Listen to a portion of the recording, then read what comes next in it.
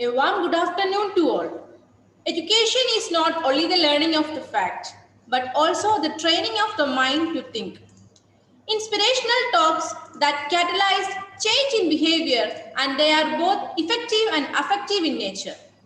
COVID-19 marked remarkable changes in all walks of our life. We assure you that today's session will be worthwhile to tackle the stress of emerging pandemic.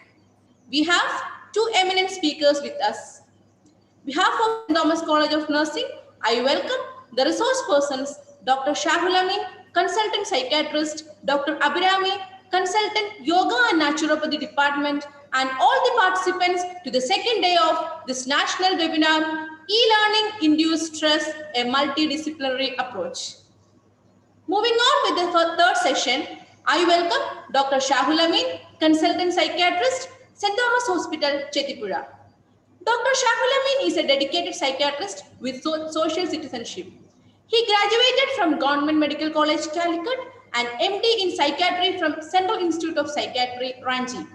He has published numerous articles in PubMed journals and written columns in various Malayalam health magazines about topics related to mental health. He earned the Best Case Conference Certificate of Excellence Award at the Annual National Conference of Indian Association of Psychiatry. He is the editor of Indian Journal of Psychological Medicine. Sir, we are very delighted to have you here. Over to you, sir. Thank you. May I start? Yes, sir. You can.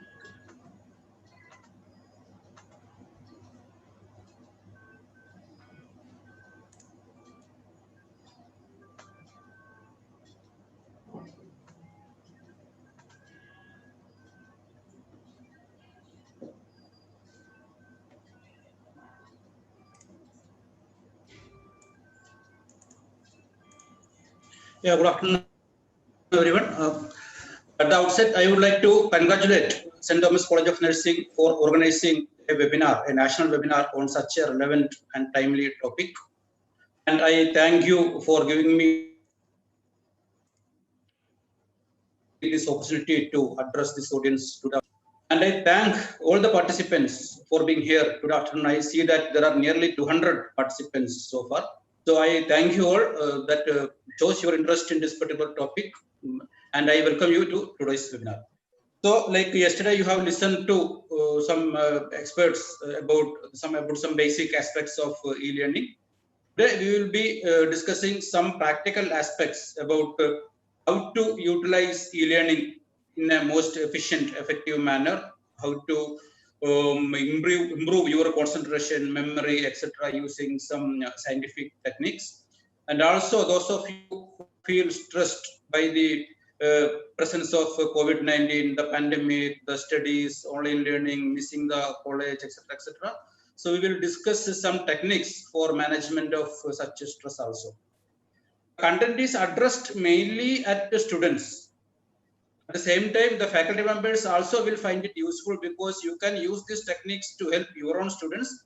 Also, many of these techniques will be like, okay, I know that even the faculty members are very much stressed. They had to make a move to the e-teaching all of a sudden without much time for preparation and all. So I am sure that even whatever stress you are facing, you too would be benefiting from using various techniques we will be discussing.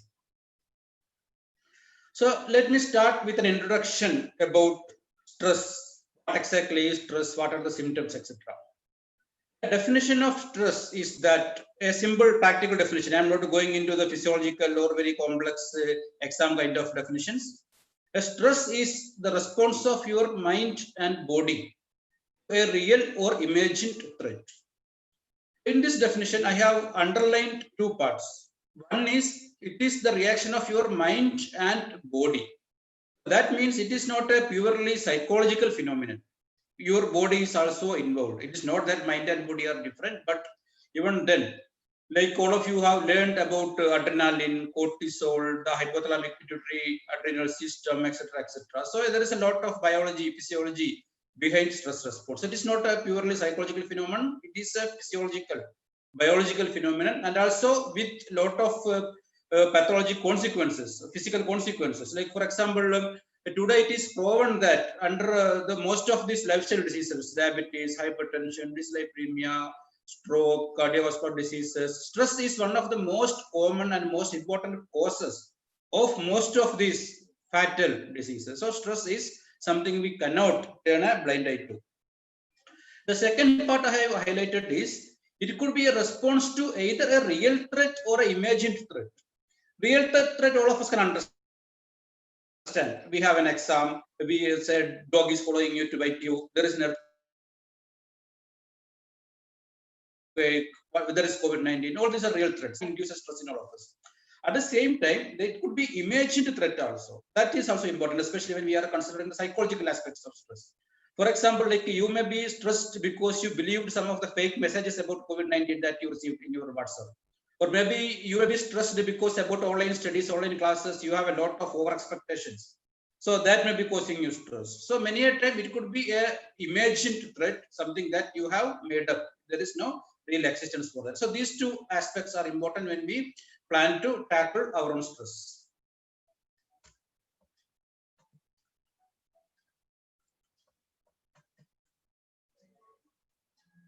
So again, to be able to recognize stress in you or your students or your friends, your roommates, you should know what are the symptoms of stress.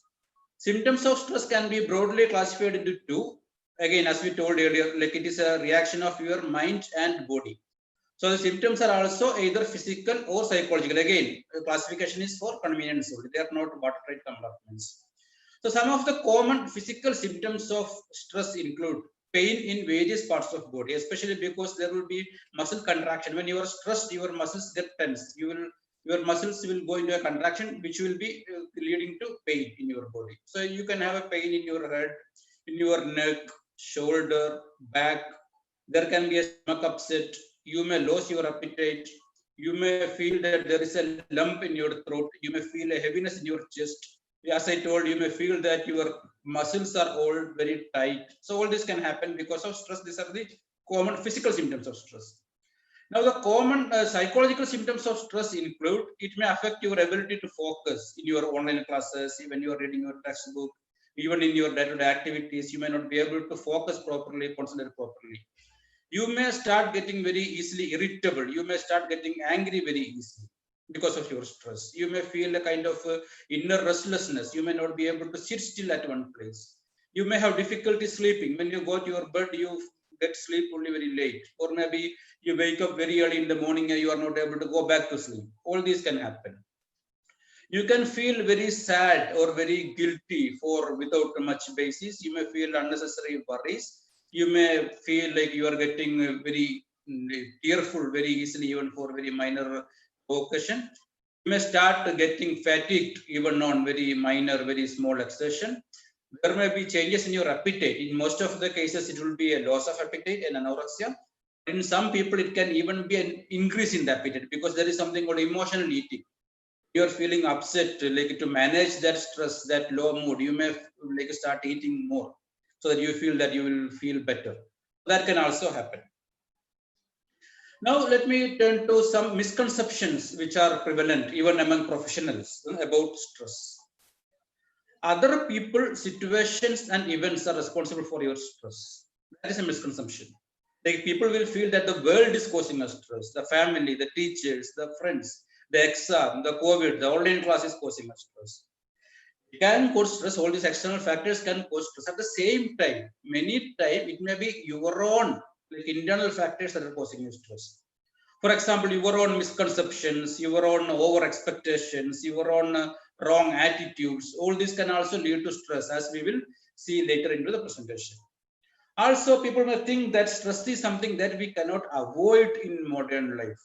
It is a part and parcel of modern life, especially it is a part and parcel of life of healthcare professionals. You can do nothing about it. You cannot run away from that. All these ideas are there in there. At the same time, as I told you, like stress is the cause of all the major fatal diseases.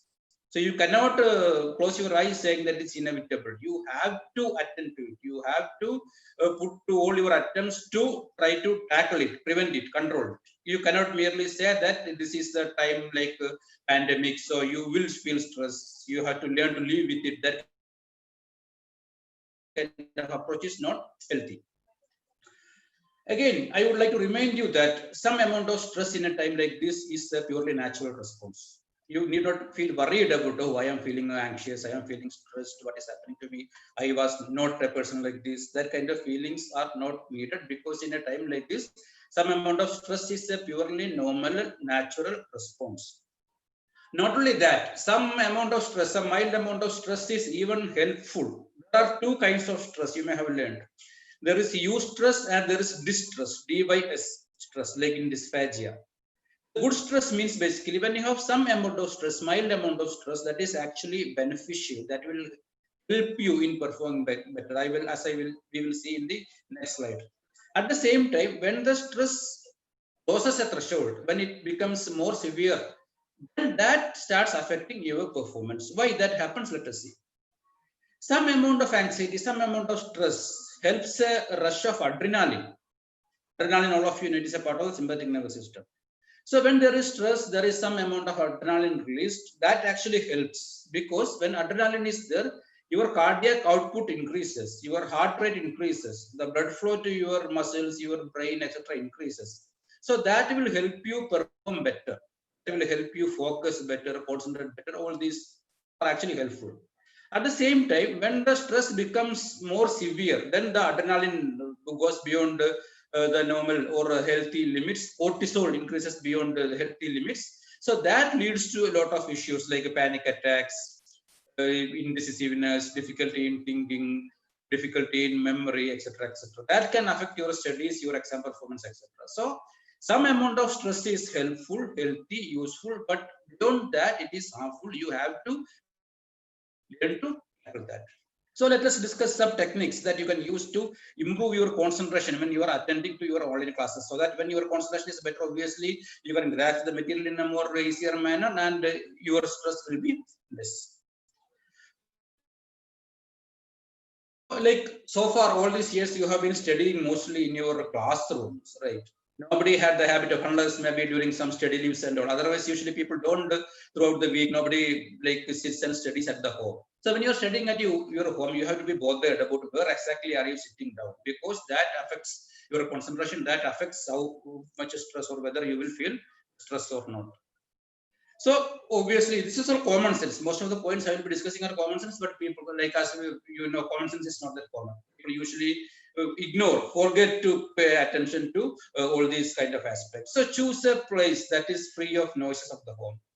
Like from the kitchen, from the children's room, there is a lot of noises coming. Obviously, that is going to hamper your concentration and affect your stress. So if possible, you choose a place that is free of all the ambient noises of the house. Now, suppose that is not possible, there's a simple solution. You use earphones at least, so that the external sounds are blocked out.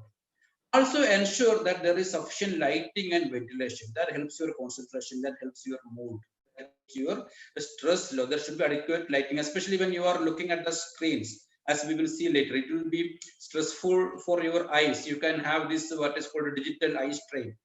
If you are looking at a screen as sitting in a dark room, that a room that does not have sufficient light. Also, like at the home, especially if you haven't been studying a lot at your home, don't choose a place where you usually sit down for a play or watching the TV or chatting with your friends or things like that, because that will give a wrong impression to your brain. Your brain will think that you are there for entertainment, you are there for fun.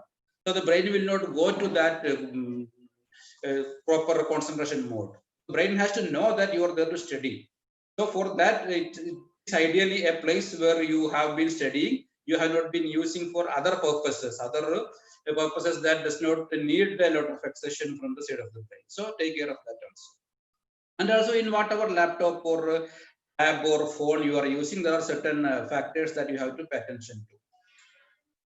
Again, I don't know how to say this separately, but it is better if you do not install at all any Facebook, WhatsApp, Instagram, or any games, etc. Because otherwise, when even if you are studying, even if you are paying attention to the class, suppose you lose your interest, you feel a loss of concentration, you like reflexively start checking the social media, what happened, and you get deviated from the topic. So to prevent that, it's better. All of you know about the primordial prevention in health. So it is better to have do not install at all these kind of distractions in the device that you will be using for the purpose of these online studies.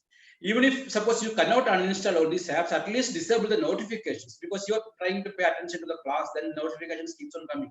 This person liked, this person commented, shared. So obviously you are going to be distracted from whatever is going on in the class. So at least do this. Otherwise, there is nobody you can blame for losing your concentration when you are attending to your classes. Now, suppose the classes are offline. For example, you have downloaded the notes, you have downloaded the video, you are watching that, reading that. You don't need the internet connection. So it is better to switch off the internet connection. Again, for the same purpose, like you are not distracted by notifications, etc., etc. Now, when you are listening to the class, there are also some techniques you can use so that you have better concentration. Avoid multitasking in the device or outside. All of you know, I think you may have heard about the word multitasking. Basically, our brain is built in such a way that the brain cannot pay attention to more than one thing at a time. If two things need your concentration at the same time, you cannot do that. For example, you have to pay attention to the news also, and you have to study also. That cannot happen. Brain can do only one thing. If there is some background music going on to which you do not have to pay attention, that is fine. Otherwise, two things that you need your attention, your brain cannot do that. Brain will start, but it will pay attention to one thing for some time, then it will shift to the other one, then it will come back to this one. So basically, the performance in both will be affected, and the brain will get fatigued soon. Your concentration will disappear. So when you are checking, attending online classes, don't do anything else along with that. Not on that same device. Like as I told you, whether there is any new mail, or there is any new comment, you don't keep checking that. That will affect your concentration. Off the device also, like the child is sleeping, you have to periodically check whether the child is falling down or what. Maybe what is happening in the TV, you have to pay attention to the news also. These two things cannot go together, that will affect your concentration. So don't do that, don't multitask, do only one thing. When you are attending online class, do that only. And also, this is again something that is causing stress to many people, like especially when your camera is on, when you're attending to the class. Like about 2 months ago, there was one news, one young girl of primary class was attending some online class. Then the camera, her mother came out naked from the bathroom. So people don't pay attention to whatever is happening in the area. This is house anyway, so you should pay attention to that to avoid accidents like that. And also, it is better, you know that when you are in your college, there are some periodic breaks. So even when you are reading at your home, or you are paying attention to, you are listening to the online classes, also it is better to periodically take some breaks. Especially when you are sitting and listening to or watching the online class, after about 50 minutes, it is better to take a 10-minute break. Because all of you know, when we are sitting for a long time, our blood starts in our calf muscles. So there is less blood to travel to our brain to help us focus, concentrate, and all. So suppose after every 45-50 minutes, you get up, you walk around, and all, then your calf muscles get a chance to send all this blood back to the rest of your body, and the brain gets more blood, and you are able to focus, concentrate better. So that is one thing you can use. So in this 10-minute break, you take a walk, or don't sit at the desk itself. You have been sitting for the class, then in the 10-minute break also you're sitting there and checking WhatsApp or Facebook, then that doesn't serve the purpose. Move away from the screen, move away from the table, you walk around. So that this blood supply and also your concentration, etc., helps. And also, don't go just like that. Usually that happens. The doctor told me to take a break, then you go back after 1 hour. I don't want that to happen. If you have this kind of habit of forgetting that, you set someone to remind you. Okay, you remind me after 10 minutes, I have to return to my online classes. You do that. Otherwise, you will be lost for the day. Now, there are also some general steps that help you concentrate in your studies better.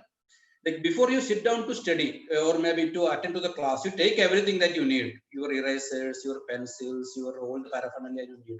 Because if you want to get up periodically from where you are studying for to collect things, etc., again that will affect your concentration.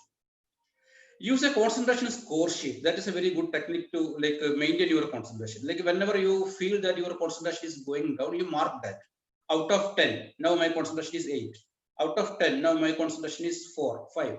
So when you become aware, like you become conscious about the decreases that happen in your concentration, that helps, because then you can use various techniques to return to your normal level of concentration. So this is one way of paying conscious attention to your level of concentration. So for that, you use a concentration score sheet.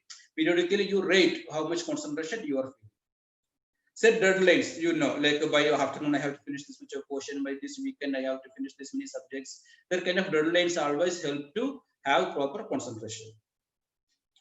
Now, whenever you are having any distraction, you are studying, you are paying attention to the class, then you think, oh, I didn't do this, I didn't give her book, I didn't give reply to this email. This kind of thoughts may keep coming. So have some notepad or something there, you note out immediately, so that your concentration is not more lost behind that. Like you become aware, okay, this is there, I will note it down here, so that you don't have to think about it on and on during the rest of the class or study. So you do that.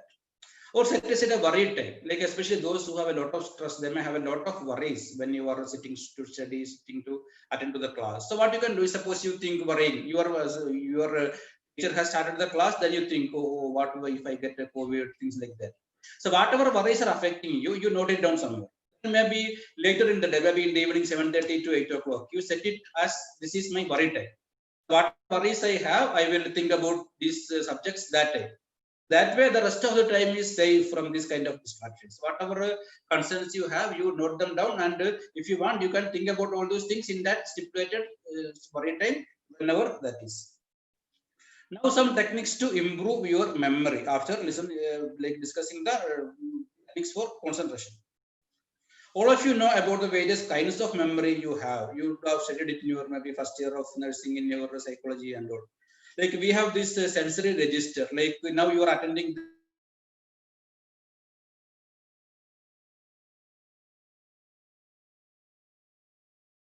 this class, you are listening probably and hopefully you are not paying any attention to that. That is not getting properly encoded into you, and not your brain is not paying any conscious attention to that. Only when you pay some conscious attention to some components of your environment, only then there is any possibility that it will enter your memory. Otherwise, it is going to just disappear just like that. So then we have a sensory register, like whatever is important in your surroundings, that gets at least temporarily enters your sensory register. Otherwise, many things, even if it is there in your around you, even if your eyes are seeing actually that, but your brain is not giving it any importance, the brain is not paying any active attention to it. Whatever is there in your sensory register, some of the points you may remember for a short time. For example, like you want to enter your password for the meeting. You check the email or message, this is the password, EL-2, whatever is there, then you typed it. You don't try to remember that. After a week, if I ask you what was your password,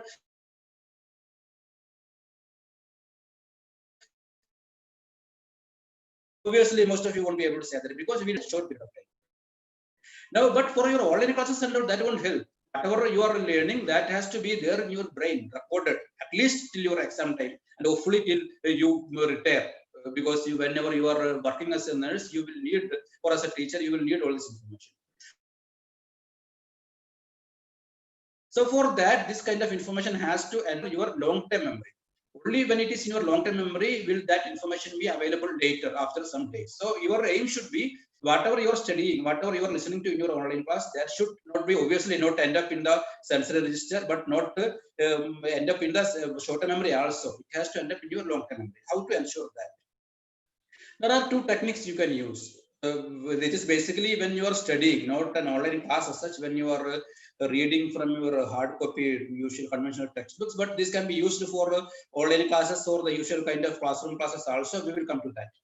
The two techniques are, one is called SQ3R method, the other one is called KWL method. SQ3R, some of you may know, even then I will repeat it for you. KWL method is also there. SQ3R stands for, it is an abbreviation for, S stands for survey, Q stands for question. Then there are three R's. That is why the three R is read, recite, and review.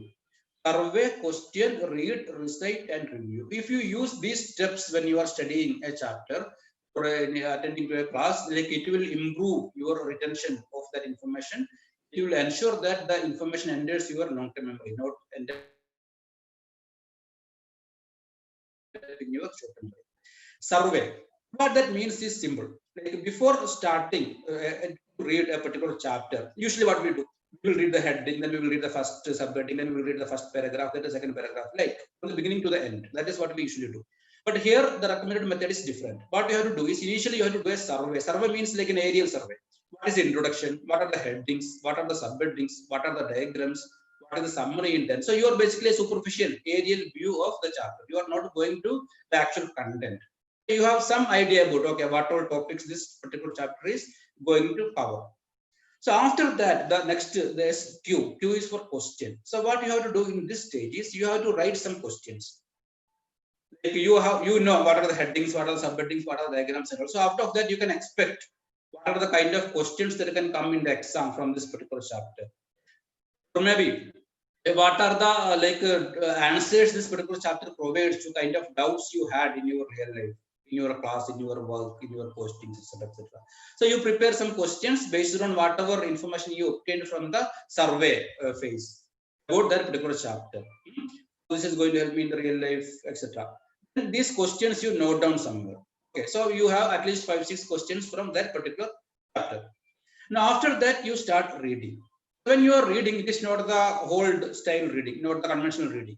You are reading because you want to know the answers to the questions that you just now wrote. You have prepared the questions, you want the answers. Your aim now is specifically to find the answers to those questions. So when you have a specific aim, that helps your concentration, that helps your memory. Now, whenever you find the answers to your questions, you note those answers somewhere. And especially when you are reading, it is nothing, I don't have to tell to a group like this. When whatever is in bold, whatever is in italics, all those are more important points, you pay more attention to them and cover everything. Don't skip some portions, read everything. After that, the next R is recite. Recite means, as you know, you have to tell it on your own. Whatever were the major points, whatever the major points that you read in that chapter, what are the answers to the questions, all these you say to yourself in your own words. You don't have to by heart the chapter, you have to use the words of the author. In whatever you understood, your own words, you recite that. And you can also, what you can do is whatever information you already knew beforehand from your previous semester or from whatever you remember from you, whatever teacher told in the posting or whatever, you could try to connect this information to whatever you already knew. That helps your memory better, because it is better if you connect new information to whatever information you already knew. And also, it also helps, like when you are saying, you act as if you are teaching somebody about this particular topic. That's a very good technique for you to remember these things. There is some student sitting in front of you, there is some junior sitting in front of you. You are explaining this particular portion to that particular person. That also helps the concentration and memory. So various benefits of reciting. Why this particular phase? Like you have already read. Why do you want me to book that aloud? That may be one doubt you have. There are various benefits because your concentration will be better when you are doing that. When you know that you have to recite, you will pay more attention to the content when you are studying itself. And also you get an immediate feedback. Usually what happens, you listen to a class or you read a portion, whether you understood that or what, when that checking happens, it happens when in your exam hall. Like before that, there is no checking whether you understood that portion. That we do not want to happen. So when you are reciting that, you know, you are getting an immediate feedback how much you understood that particular portion. Also, you are utilizing more senses, because when you are reading, only your eyes are involved. All of you know about the various sensory cortices and all the brain areas and all. The auditory area is in the temporal cortex, while the visual cortex is in the occipital region. So when you are only reading that particular material, this information enters your brain only in the occipital association areas, only in the visual association areas. But at the same time, suppose you are also reciting that, your ears are also hearing the same portion. So that is entering your brain through two ways. So obviously that helps your memory through the visual areas and also through the auditory areas. So obviously the memory will be stronger. So that is one benefit of reciting. Now the last stage is review. In review, what you have to do is like whatever you recited, you know, like what all you were able to answer, which portions you were not able to answer. You that kind of a review you have to do. And suppose some portions were difficult, some portions you were not able to recite properly. You read those portions again. Read those portions again so that the points are clear to you. Okay, so again, survey, question, read, recite, and review. Now, this can help you be in the online class also because you may have an idea what particular topic is going to be covered today. So again, you just the survey, you survey that particular chapter, you prepare your questions, then you listen to the class. Instead of reading, you listen to the class with the same aim. I want the answers to these questions. So if you are listening to the class with the aim of finding the answers to those questions, obviously your concentration will be more and your memory for this particular content will be more. That will be helpful. The second method is KWL method. Again, that is a very simple technique. Basically, this also you can use for your online classes also. K stands for what I already know. W stands for what I want to know. And L stands for what I learned. KWL. So before attending a class, like suppose today's class is about schizophrenia. I am a psychiatrist, so I am giving you a psychiatric example. So what you can do is what I already know about schizophrenia. Before the class starts, you note down the points somewhere. What I want to know, what are the points I don't know already? I don't know the etiology, I don't know the management, I don't know the prognosis. Okay, so you note down those points. Then you listen to the class. After that, what I newly learned now from this particular class, what I learned, you note that in the third point. So that way also your concentration will be better, your memory will be better. So these are the two techniques, SQ3R and KWL. There are some other techniques also. One is called visual learning, the other one is called active learning.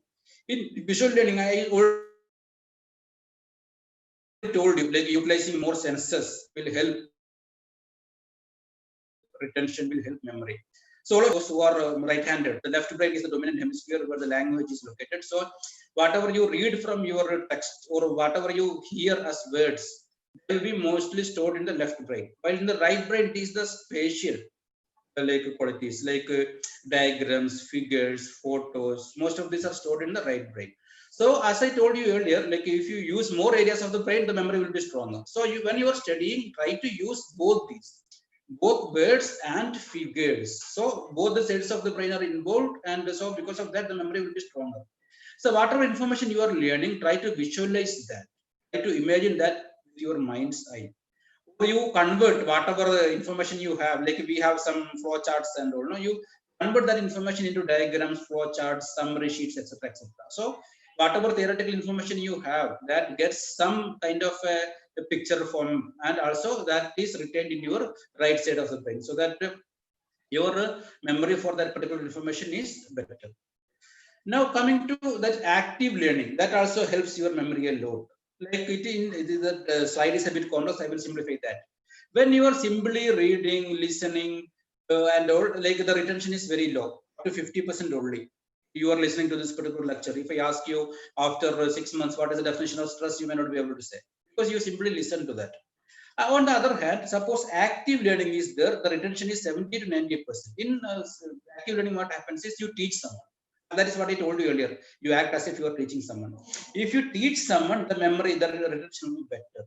Or you are doing something practical about that, like in the science fair, you are preparing some project and all, something like that. If you do, for such like information, your memory will be better. Even the students and all in World Tobacco Day and all, they do a lot of projects and all. That kind of information will be retained in your brain better than something that you read like merely from the textbook. So you use that in a practical manner. You try act as if you are teaching someone. You at least have a combined discussion with your friends, a group discussion. All these are parts of active learning. If you do that kind of activities, the memory for such kind of information will be much better. I passingly mentioned about digital eye strain before. I will come to that focus now, because when you look at the screen for a long time, your eyes can get affected. The symptoms of digital eye strain include dryness of the eyes. You may feel restlessness. You may feel headache. Your vision may get blurred. All this can happen when you have digital eye strain. So why this digital eye strain happen? There are two major reasons. One is like we have to periodically blink so that our cornea is wet with our tears.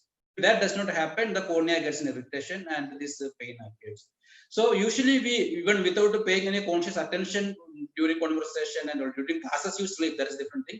During conversations, etc., like we blink without consciously doing that. That helps like the wetting of the cornea.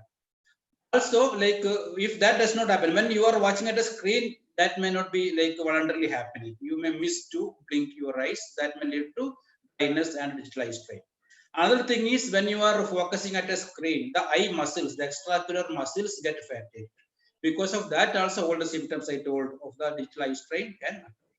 So how to prevent digital eye strain when you are paying attention to your online classes? Keep the screen at least 1 foot away from the eyes. That helps. This should not be like you are watching it from a very close distance. The brightness should not be very high. The bright, I told you earlier that the room should have brightness. At the same time, the brightness of the screen should be slightly lower than that of the ambient light of the room. That also helps prevent digital eye strain. And also, like if there are lights reflecting from your screen, the tube light of your room, etc., are reflecting from your screen, that also can worsen the eye strain. So ensure that there are no lights reflected from the screen. If you use all these techniques, like you can prevent this. And also intentionally, you blink frequently. Blink frequently when you are attending the online class or reading something from the screen. That helps.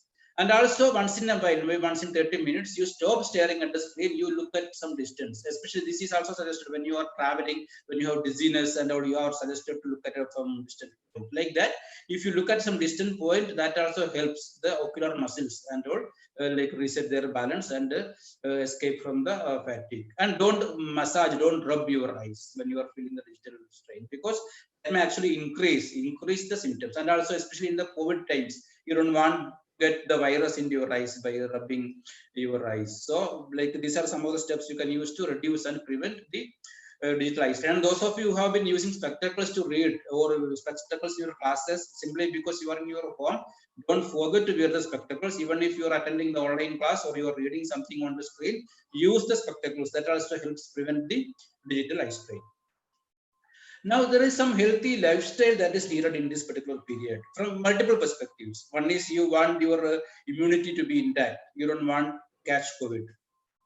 And also you want to have sufficient concentration when you are attending your online classes.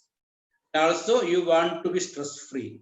You don't want stress to worsen. So all these perspectives, like leading a healthy lifestyle in a period like this, is very important. So we have to start with kind of food. I'm sure that Dr. Abhirami will be giving a lot more points about this. We have to pay attention to proper nutrition. A balanced diet is very essential. Only then your brain can, like as I told you earlier, the memory formation and all. For that you need proteins, vitamins, etc., etc. So a balanced diet helps in this regard. Also, food rich in vitamins and proteins, you have to prefer them in a period like this. Green leaves, fruits, cereals, chapati, etc. All this will be helpful for facing the stress and also to have a better memory. Reduce the consumption of tea and coffee for multiple reasons, because it may affect your sleep. Then, especially those who have stress, these also increase the activity of the sympathetic system. So basically, the symptoms of stress may worsen. Tremors, lack of sleep, etc., etc., may worsen if you are using a lot of tea and coffee. Also, avoid junk food, especially when you are at home, you are stressed, you don't have much to do. A lot of people may be depending a lot on the junk food, but that is harmful in multiple ways, especially that affects your concentration, that affects your mental health, that affects, that worsens your stress. Because this junk food decreases the omega-3 fatty acid in the brain, especially junk food contains trans fat. Trans fat displaces omega-3 fatty acid from the cell membranes of your neurons. That can lead to brain damage, especially the inflammation. Of late, there is a lot of evidence that stress, depression, anxiety, etc., there is a lot of inflammation going on in the brain. And when you have a lot of junk food, that inflammation actually worsens. So the psychiatric, these mental, psychological issues also worsen. So it is better to avoid that. Also, the importance of sleep. Sleep is very important. Again, from all these three perspectives, be it the perspective of memory, be it the perspective of immunity, be it the perspective of stress. All these 3 points, so getting sufficient sleep is extremely important.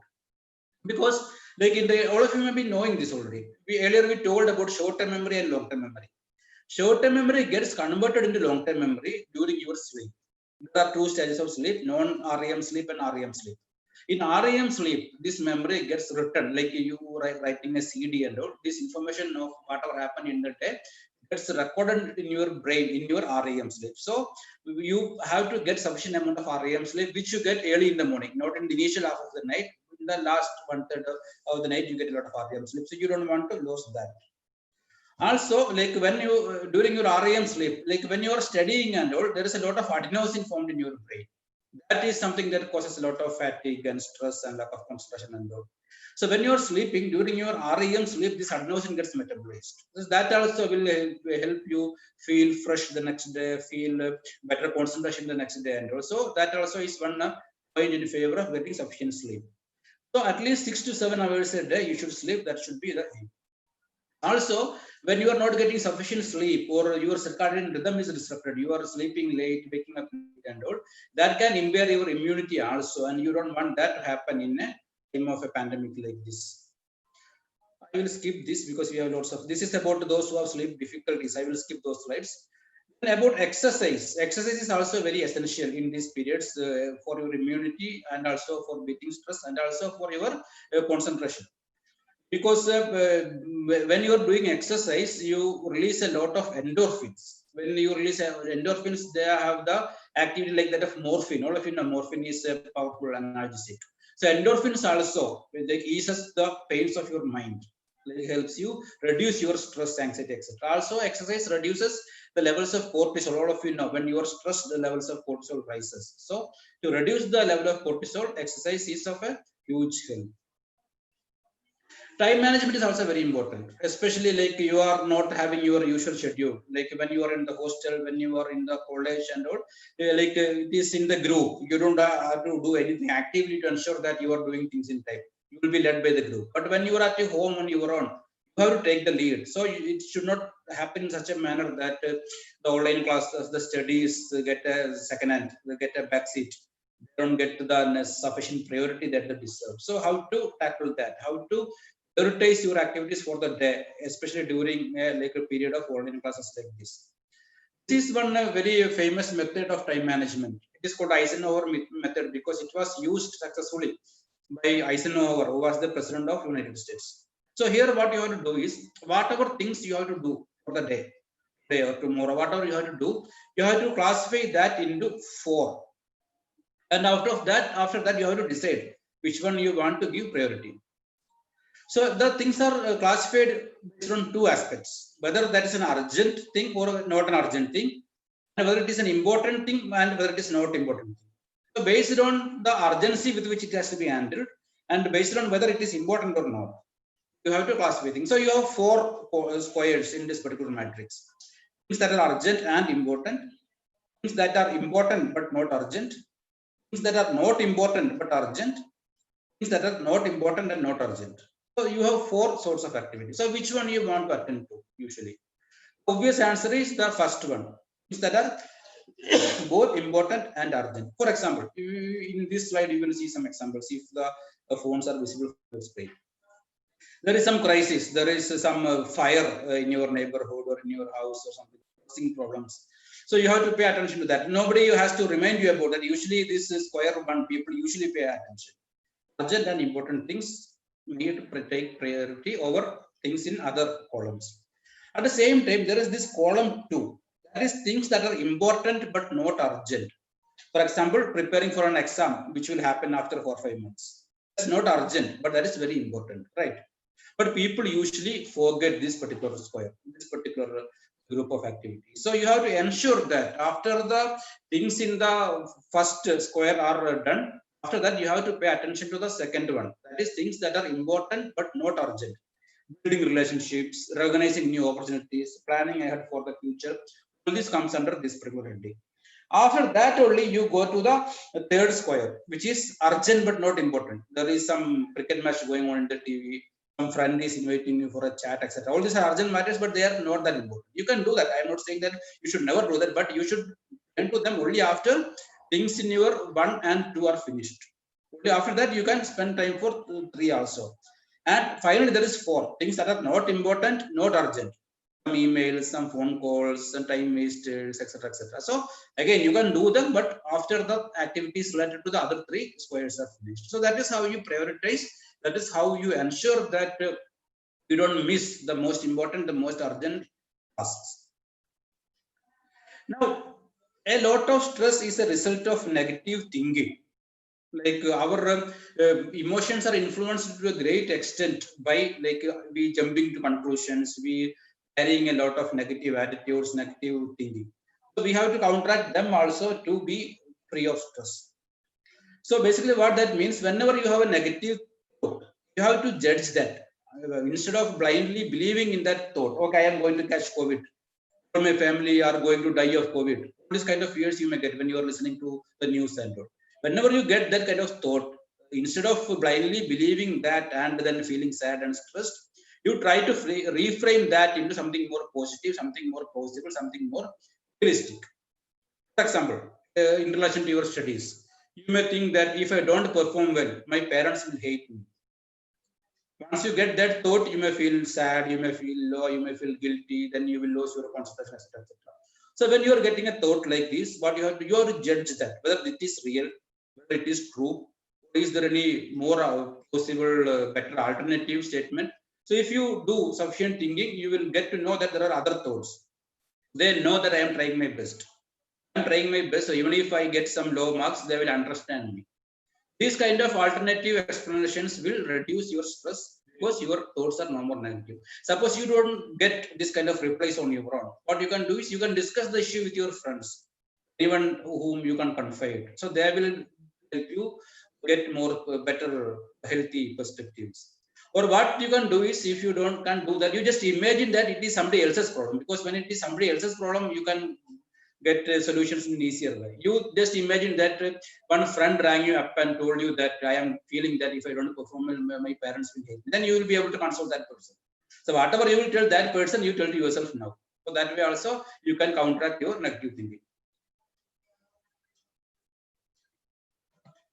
Another example, if I am not first in the class, that means I am a total failure. This kind of attitudes also can lead to a lot of stress. So how you can reframe that? An exam is not a good test of a student's work. A single exam cannot judge anybody's work. This kind of more realistic explanations you can remind yourself. Now, those of you who are feeling a lot of stress, again, in the next session, you will be learning about yoga and a lot of other exercises also. Some very simple exercises I will explain to you, especially when you are feeling a lot of stress, especially before exams or even during exams, during preparations and all. Many of you would be able to use these techniques. One simple technique is deep breathing, deep and best. It is simple. As the name implies, you take some deep breaths. You inhale, counting 1, 2, 3. You exhale through your pursed lips, not through the nose, through your mouth. Lips, you exhale, counting 1 to 6. When you do that, a lot of oxygen enters your body, a lot of carbon dioxide leaves your body, your muscles get relaxed and all this helps reduce your stress.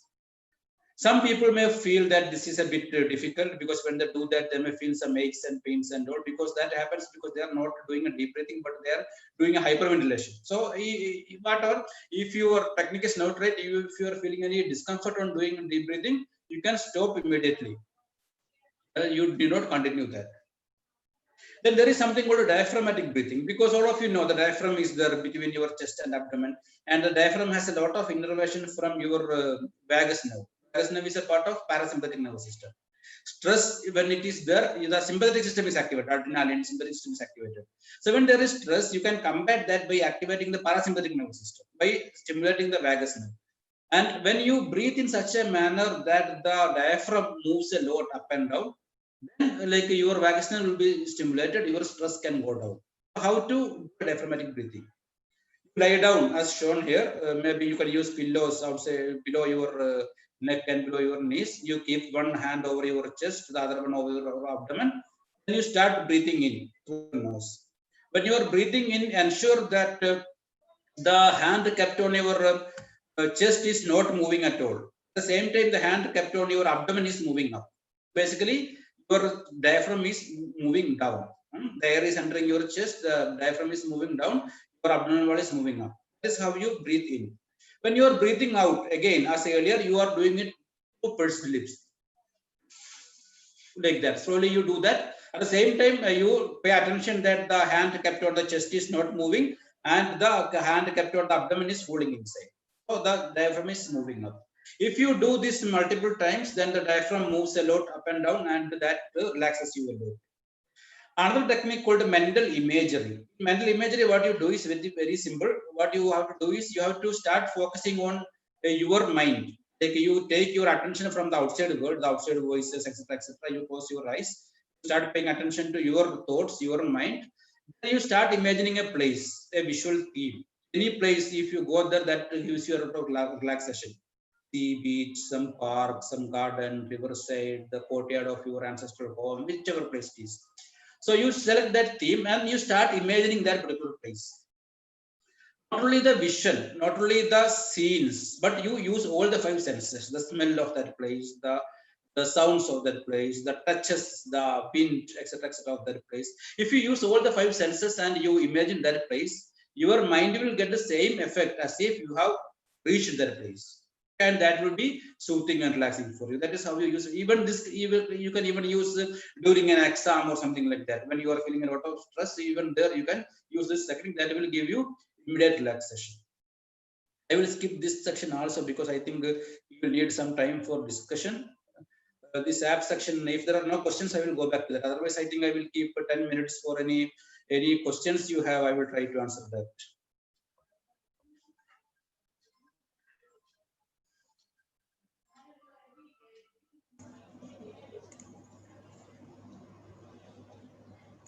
Thank you, sir, for the wonderful session. Sir, we have received so many appreciation messages from participants regarding your session. There is a question. Sir, can you hear me? Yeah, I can, please. So there is a question from Surinda Rafi. She stated that she has faced so many physical problems in the use of mobile as well as computers while taking online classes and attending notes or writing notes, things like that. And even she have undergone or she was affected with vertigo because of this stress. So she was asking, is there any other remedial measures to avoid this particular stress? No, there is a specialty called ergonomics. Ergonomics is basically in which position you sit, in which position, in what kind of chair you use, what kind of keyboard you use. You can just Google about that. So there's like, especially it's your neck, your back, etc. should not feel a lot of pressure when you are sitting in front of the screen alone. You have to sit in the appropriate position. Ideally, your like elbow should be straight, it should be very flexed. Your neck should be straight, it should not be flexed or extended. That kind of, you can get good quality images in Google itself. If you look how to sit in an ergonomically healthy position. And also as I told this, I think I already mentioned various points. Okay, sir. Thank you so much, sir. Participants, you can post your queries in the chat box. We will be discussing with the doctor now. Sir, there is a question from Renganayaki. Guide me how to manage job stress. Job stress, okay. Basically, stress as a whole, we have two approaches to stress. When you are coping with the stress, that is, today we are focused more on studies. I did not touch that. We have problem focused coping, or we have emotion focused coping. What that means, you have to have a list of whatever things are causing you a stress. Because in a job stress, there will be a lot of things. There are some superiors who are not kind enough. There are some colleagues who are troubling you. The students are not cooperative, or maybe the hours are too much, or maybe because in your home you are not getting sufficient rest, or you have to do a lot of multitasking, etc., etc. So you have to list whatever components are there for your stress, whatever exact factors are causing you stress. After that, there will be some factors which you can control, some factors which you are under your control. For those factors, you have to find the solutions, how to overcome that. For example, you don't have sufficient time. You use the time management techniques that I told you. You are not properly organized. You are not sleeping enough. Then you have to find time to sleep like that. Like if you're sleep deprived, whatever stress management technique you will not apply, you have to find time for sleep. So whatever things are there, you can control, you could control them. You will not be able to get a transfer for your principal. You cannot do that. So that kind of things you cannot do. But whatever things you can do, those you correct first on your own. That is called problem focused techniques. You can problem focused copying, you can Google about the problem solving techniques. Like you will get a lot of ways how to solve problems in an efficient manner. Now after that, there will be some issues, as I told about some superiors who are not cooperative and all. It may not be under your control. So there you have to use the emotion focused copying, where what you are doing is the problem is there, but you are ensuring that it is not affecting you. So there you can use all this reframing of the thoughts, converting negative thoughts into positive thoughts, or relaxation techniques, etc., etc. So either you tackle the problem through problem solving, or you tackle your emotions through various techniques that we discussed. That is how you tackle the stress. Yes. Thank you, sir. There is another question. It's been asked she's feeling nauseous and restless, and what to do to get a good sleep. Okay, so I skipped those slides. I will maybe go back to them in that case. But like there are various techniques that you can use to get sufficient sleep. One is like you avoid any energizing activities in the evening, like any arguments, a lot of screen time, these kind of things you have to avoid in the evening. And also vigorous exercise should be avoided in the evening, because even that will affect your sleep in a bad manner. Yes. Keep a regular sleep-wake time schedule. It is not like one day you go to bed at 9 o'clock, other day you go to bed at 1 o'clock. That should not be there. If you have a fixed time, 10 to 5, 11 to 7, whatever time is there, you try to follow that. That will help your sleep. Exercise process. If you are doing exercise, better make it in the morning, so that it is not very energizing for you and stimulating for you and takes your sleep away if you do it in the night. Then, it is better if you have a routine of activities in the evening. Like before going to sleep, you close the screens 1 hour before that, you take a hot water bath, then you pray or you do some relaxation, etc., etc. So that series of activities are there every evening. So that primes your brain. Okay, now once you start doing the first 3 activities, the brain gets to know. Next is going to be sleep. So the brain gets ready, prepares itself for sleep. That kind of routine activities you can do. These are the major techniques. And again, sleep hygiene techniques are there. You Google about it, sleep hygiene techniques, you will get lots of techniques. There are even some apps that helps you by giving you some relaxation techniques, giving you some soothing music, etc. For insomnia, there are lots of apps also available these days. Yes. Thank you, sir.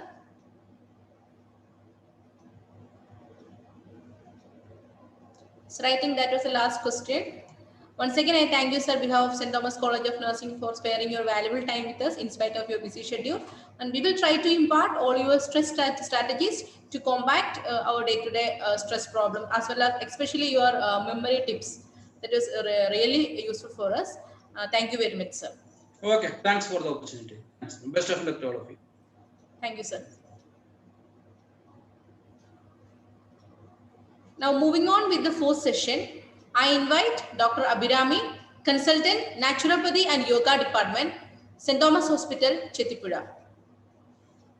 Dr. Abhirami graduated in Bachelor of Naturopathy and Yogic Science from ST Medical College, Karnataka, and have postgraduate diploma in acupressure and acupuncture. She is running yoga studio and naturopathy clinic from 2007 and conducting health awareness classes in various schools and colleges along with many non-government organizations. She was in charge for the first International Yoga Day celebration in Kottayam district and in training 2000 NCC cadet under Ayush project. Ma'am, we all are eagerly waiting for your session. Now the floor is yours. Thank you. Thank you. Thank you so much. So, I'll share my screen. Yes, ma'am. Yes, ma'am. Sir, sir, can you please stop sharing your screen? Dr. Shahul Amin. Sir? Shahul, sir?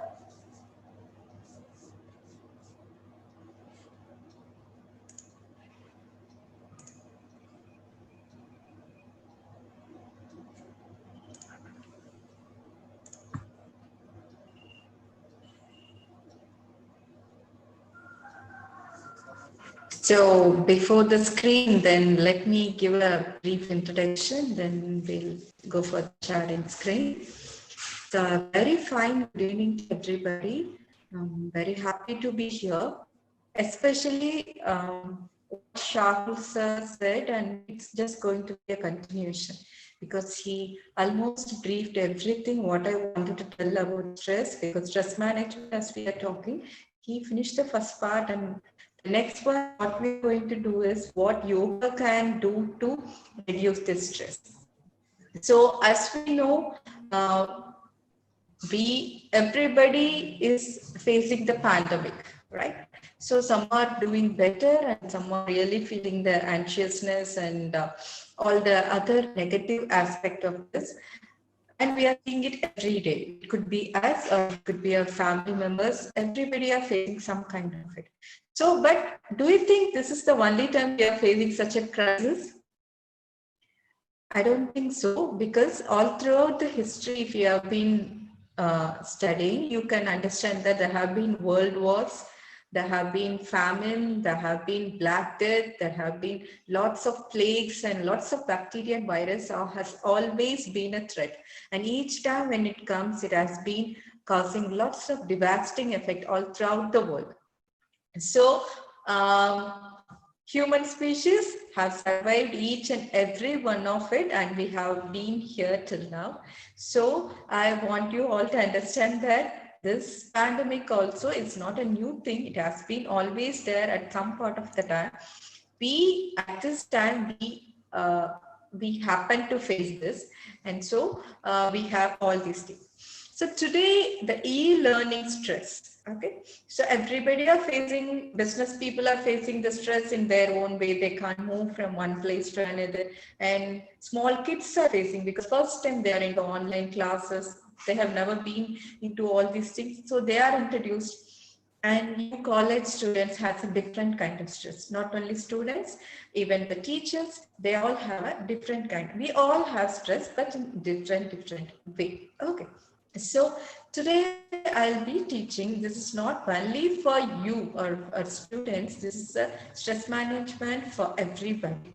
So as Shahul sir said about the breathing techniques, we are going to go deep into a breathing technique. Like we'll be learning 4 kind of breathing technique. It's not just theory, I'm going to make you do it. Okay, so, and we have a relaxation technique, and that is also I'm going to make you do, so that you feel instant relaxation and you feel it. Because unless and until we feel it, we don't go into it, right? So you won't do anything unless and until you experience it. Only when you experience the calm, only when you experience what is happening inside your body, so you will be able to do it or continue it on your own without anybody's compulsion, right? So I want you to take this breathing and relaxation technique always with you, not just to this pandemic. So that's why I want to make sure that you understand and feel it. Okay, so ma'am, is it possible to share my screen? Okay. Yes, ma'am. Yes, ma'am. You can share now.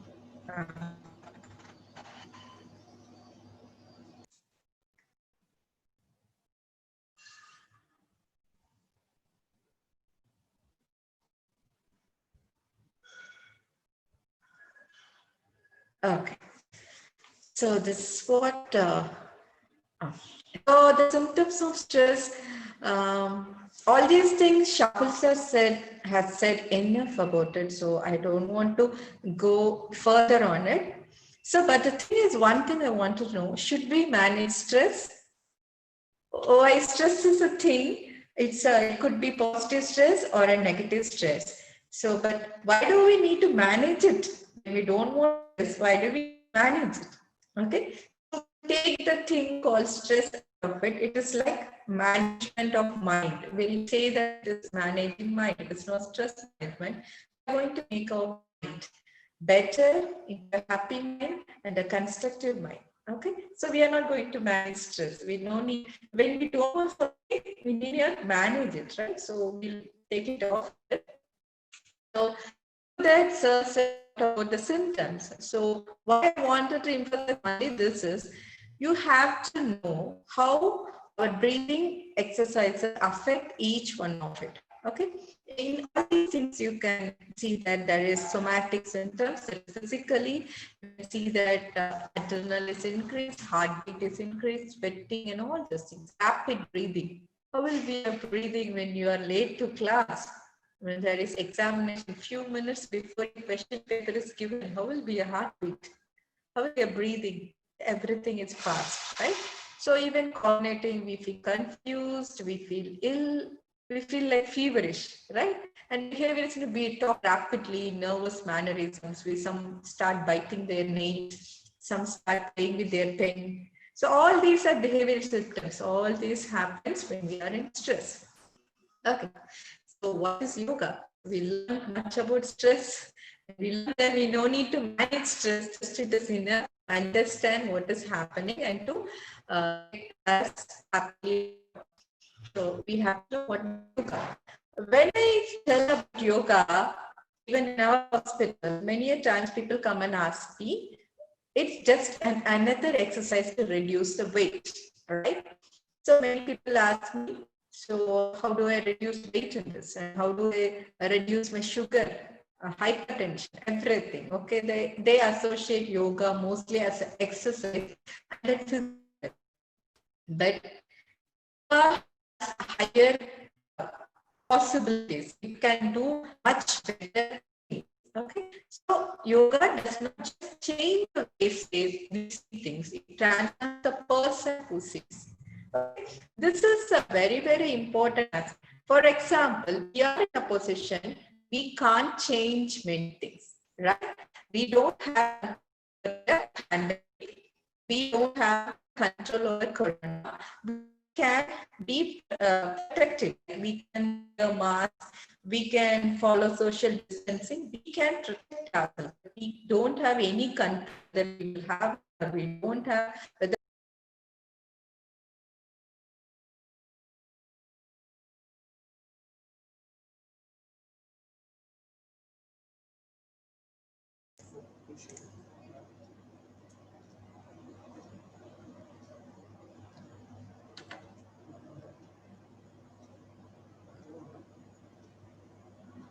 Hello, ma'am.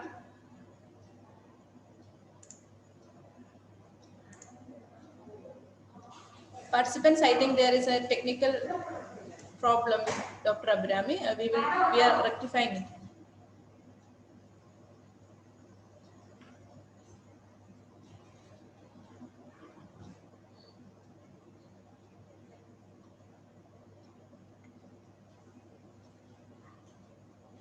Ma'am, kindly unmute your audio.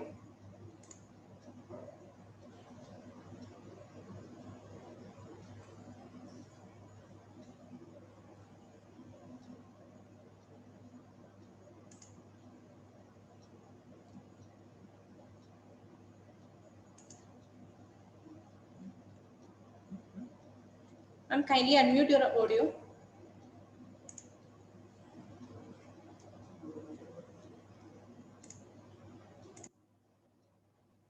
Okay. So it does not change the way we say things. It transforms the person who says. Okay. So there are many things that we can't change, but it can change you. That is the main thing that is needed when we handle stress. Okay. You can't change your exam pattern or your exam timetable. You can change the way you respond to stress. So that is what we are going to see today. How we transform ourselves, how we manage our stress so that we don't have any problem out the world. Okay, because we don't have much control over the world. You can't change anybody else. Can you change your parents?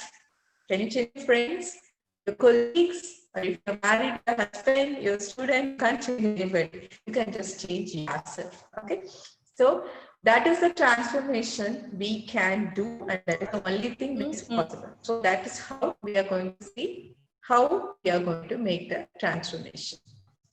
So there are lots of asanas, like you will be knowing that yoga is it's a vast thing. Like whenever you just Google yoga, you will get lots of people doing Shirashasana, taking their legs back, hands, and all those things. That is all yoga. It is all part of yoga, but that is all physical asanas. Okay, so that is a big field, and definitely doing that also will reduce your stress level to a greater extent. It needs you to continue it because You can just check it. You can take your thumb and try to touch back. Can you do that? I can do only less, but many people, if you are flexible, you can touch easily back. If you are not flexible, you can't touch it. So this is how each one of our flexibility is, each joint. So teaching asanas is not a one-day thing, and it needs a continuous monitoring. It needs a live session, and it needs a person for you to learn asanas. Okay. So we are not going into that part also. We are going into breathing techniques. Okay. This is effective as asana itself in handling the stress. Okay. So why breathing techniques? So the Dr. Shaul sir said about breathing techniques, diaphragmatic breathing, all the same. He said about vagus and parasympathetic. But the thing is, you just think how your mind and body are connected, right? As I said, when you are stressed, when you are late for exam, when you are in exam hall, how will be your breathing? It will be very fast. So how does your breathing know that your mind is in tension? Because your mind and your breathing is very closely related.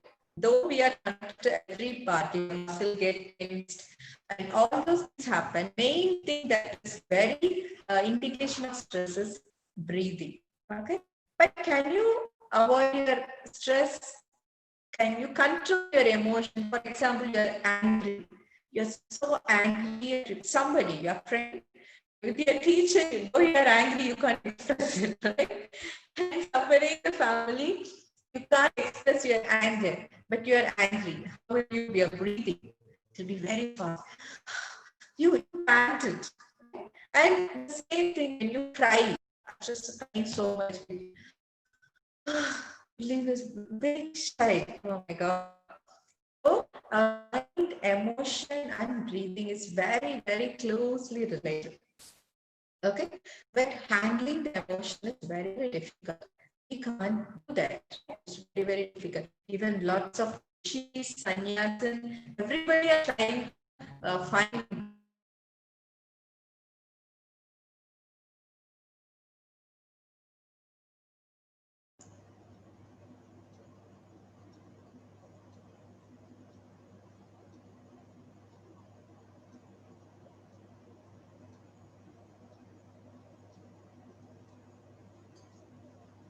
Sorry, I don't think it's getting broken.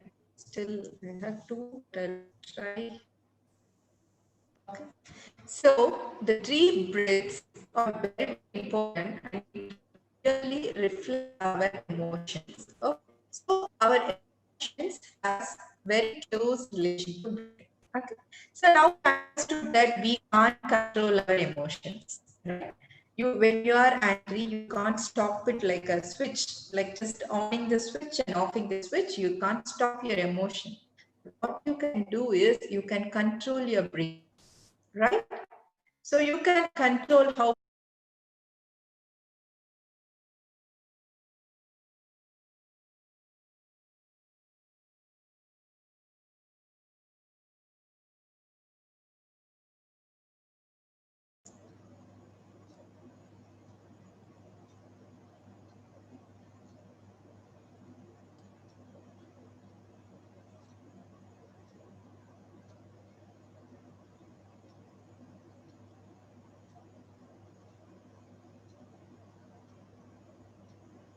Participants, I think there is a problem with ma'am's connectivity.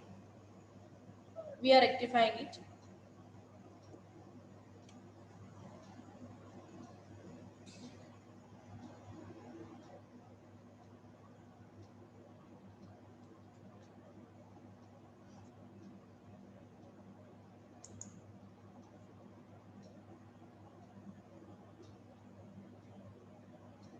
Ma'am, can you please unmute your audio? Yeah, can you see? Yes, ma'am. Now we can. Okay, fine. Okay. So in such a way is that our breathing and emotions are connected. Okay, so you can tell that deep breaths are like little love notes to your body. Why I say is every breath you take is an energy giving little love notes you send to your body. So we tell everybody, good morning, have a nice day. So we wish everybody. Do we wish ourselves? No, right? But our each breathing is taking care of. Each deep breath that you take is just telling that, okay, a good day to me. I love myself.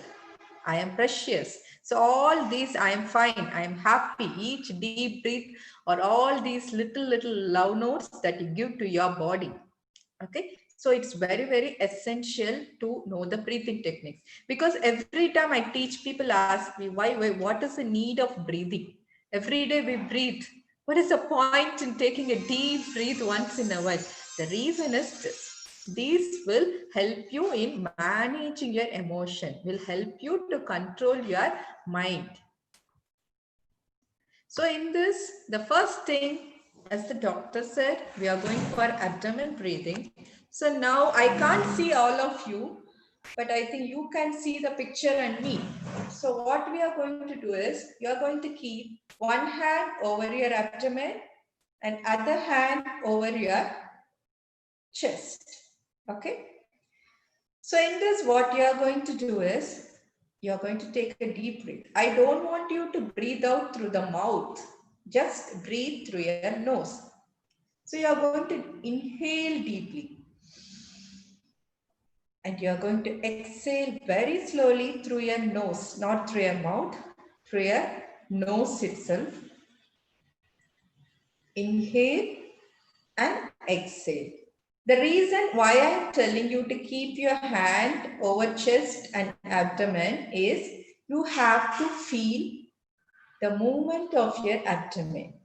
Okay, I'll tell you how the abdomen movement should be. So for example, when we are sitting, we can't appreciate properly. But when you are lying down, you can see when you inhale, your abdomen comes up. When you exhale, it sinks down. Okay. So now I want all of you, in whatever position you are, like if you are lying down with your earphones also, I don't mind. If you are sitting, sit comfortably. Keep one hand over your chest, other hand over your abdomen. So now you are going to close your eyes and you are going to take a deep breath. And you are going to leave very slowly. And you are going to just observe your abdomen movement. When you inhale, your abdomen should bulge. Your abdomen should become big. When you exhale, it should sink down. With each inhalation and with each exhalation, try to see your movement. See that your back is straight. Even if it is a chair, see that your back is well supported. Close your eyes and just feel the movement of your abdomen. As you inhale, your abdomen bulges. As you exhale, it sinks down.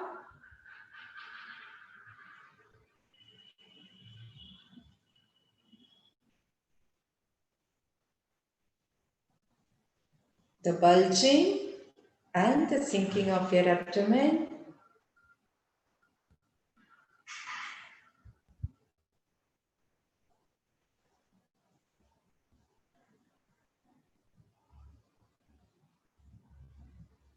Just observe and relax. Slowly open your eyes. So here, this is what we have been doing. So as you inhale, your belly is out, your abdomen is coming out. As you exhale, your belly is in. But regularly, how we breathe? Our chest expands, right? Chest breathing is stressful breathing. Every small kid, you can see the babies sleeping. Their abdomen will be moving up and down, up and down. But as we grow, we go more into chest breathing and stressful breathing. So when you inhale with your belly out or abdomen bulging out, you are taking a deep breath that opens all the alveoli of your lungs. So you would have been learning the alveoli, the lungs has alveoli, which will be closed like a tiny balloons. So when we take oxygen, it is going to open the alveolus, right? So when you go for a deep abdomen breathing, as you inhale, your abdomen bulges, your full body, full lungs is getting, the alveolus getting opened up and you're getting more and more oxygen, and that will be increasing your circulation and it's good, right? And second thing, whether inhalation should be more or exhalation should be more. If you have seen Shakul sir's slide, you would have clearly understand that when you inhale, it is 4 counts. 1, 2, 3, 4. But as you exhale, 1, 2, 3, 4, 5, 6. Always your exhalation should be more than your inhalation. Do we do that? In our normal breathing, we don't do. We take deep breaths, but we leave it very fast. But a deep breathing, always exhalation should be more than your inhalation. You inhale for 4 counts and you exhale for 6 counts. Now I want you to do this also. So sit again, your hands on your chest and abdomen. Now take a deep breath for 4 counts. Your abdomen bulging. As you exhale, abdomen sinking for 6 counts. Repeat it for 5 rounds, closing your eyes.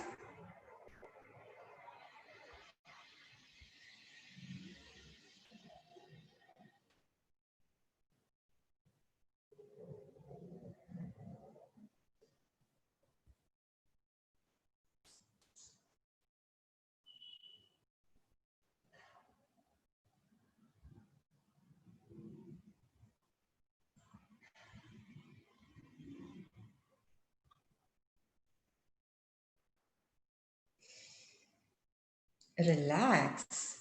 Okay.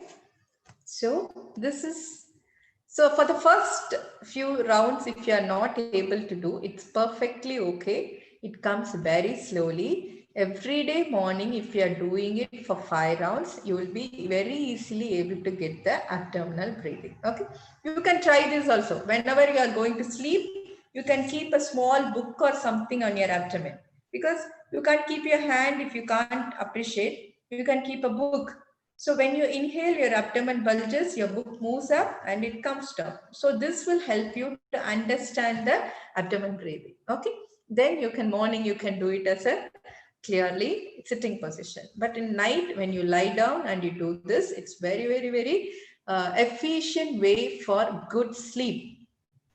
I think somebody asked Shakul sir about sleep hygiene. So I would like to add this to that, because when you do, especially when you are very stressed up, when you don't get sleep, if you're lying in your bed and we are absorbing your abdomen movement and synchronizing with breathing, you will get very, very good sleep. And it is a very effective tool to reduce your stress. Okay. So this is first thing we have learned. So next thing we are going to learn is a bellow breathing. What is a bellow?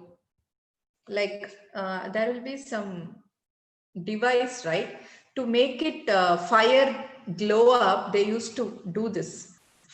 They used to blow it, right? In olden days, they used to have this without stove. They used to burn it, and they used to blow it only to get the flame, right? They used to do. This is called bellow. This is okay. So now what we are going to do? So in your sitting position, now you are sitting straight and you are going to take a deep breath through nose. And you are going to bend and you have to blow through the mouth. Okay. So you are going to take deep breath Okay, you're going to take deep breath. Okay, so this we are going to do for 10 rounds. Okay, I want you all to do this for 10 rounds. You can keep your earphone or keep your mobile away and you can do it for 10 rounds. Start doing. Take a deep breath. As you exhale, you are going to bend down.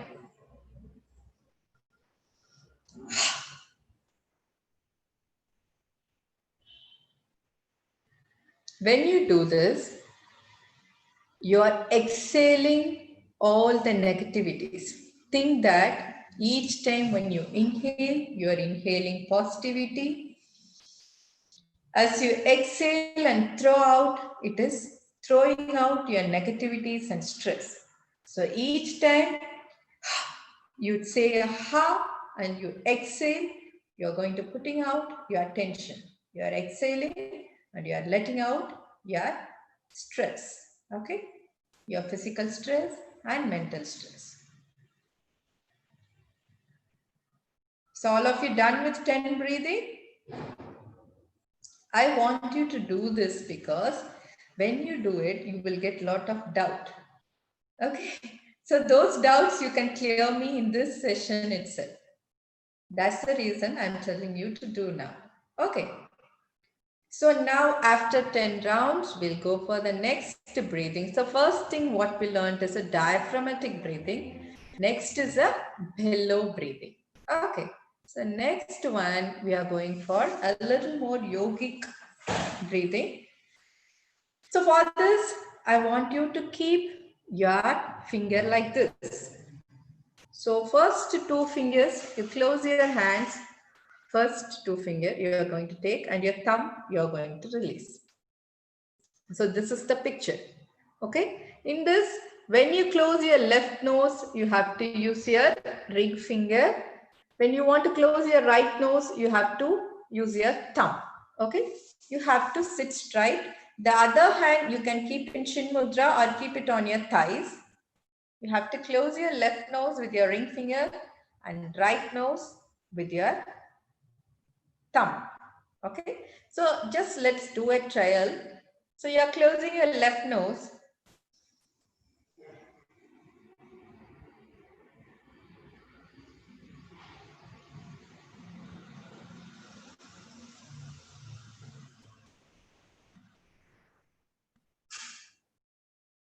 So now after 5 rounds, I want you to close your thumb, right nose with your thumb. So your right nose with your thumb. So now take deep inhalation through left nose. Exhalation through left nose. Breathe in through left nose. And breathe out through left nose. Do it for 5 rounds.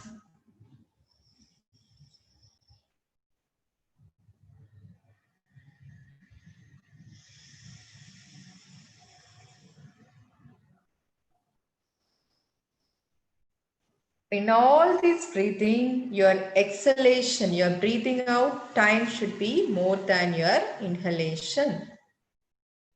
So now you finished both left and right nose breathing, right? So next we'll go for alternate nose breathing. This is very, very effective tool for reducing stress and managing emotions.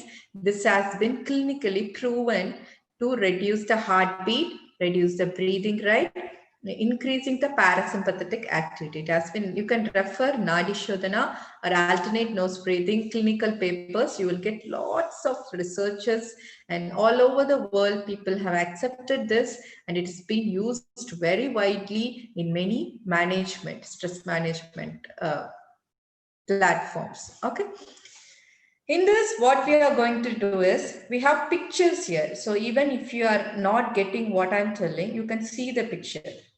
So first, what we are going to do is, you are going to close your right nose with your thumb. Okay. So you are going to breathe in through your left nose, 4 counts. Now you are going to close your left nose and you are going to close both the nostrils for 2 seconds, and you are going to open right nose and you are going to exhale through right nose. Now again you are going to breathe in through right nose. You are closing both the nostrils and opening the left, and you are breathing out. Now again breathe in through left nose. Close both the nostril. Breathe out through right. Again breathe in through right. Close both the nostrils and breathe out through left. Please continue. Just make sure that if you are breathing out through your left, you are taking again through left and you are leaving through right. If you are again, you are taking from right and leaving through left. That is called alternate nose breathing. Okay. So you are taking through right and you are leaving through left. You are taking through left, leaving through right. Understood? So this is alternate nose breathing. So I want you to do this for 5 rounds. Close your eyes, your back straight. Do it very slowly. The main thing is you should not have any forceful exhalation, like you should not force your breath. It should be very slowly, the breath should be taken. Very slowly, it should be left out. In between closing both the nostril, it can be just 1 second. It need not be more. You need not close both the nostrils for more time. Just 1 second is enough. Take through left, leave through right. Just you have to do the alternate.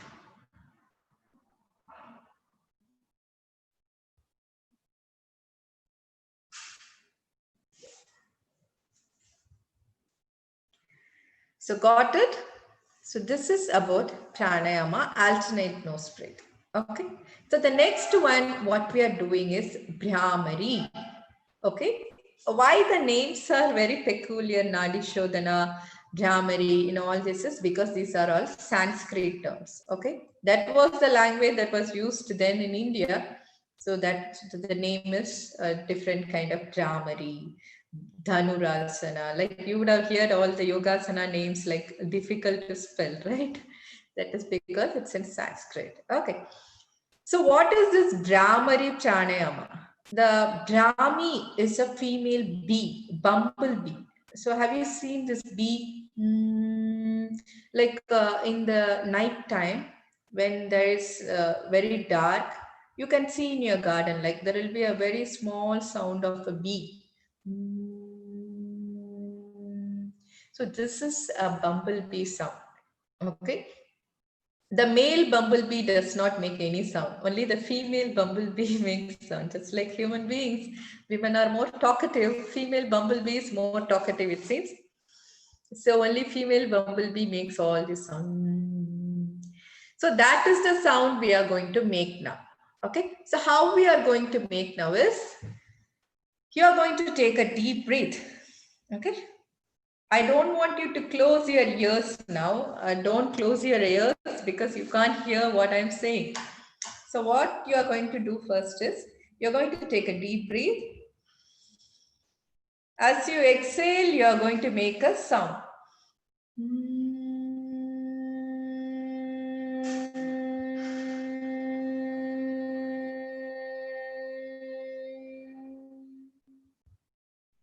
Okay.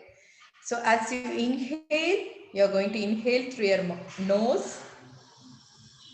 As you exhale, you're going to make a sound.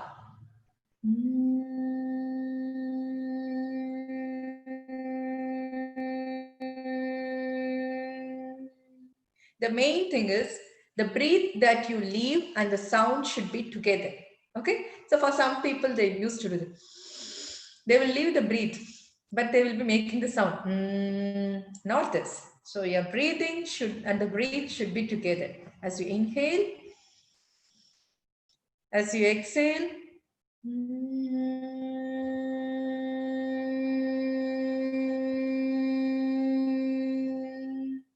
When you do this, you can exactly understand how long you're breathing. So all this while we have been telling that your inhalation should be short and your exhalation should be long, right?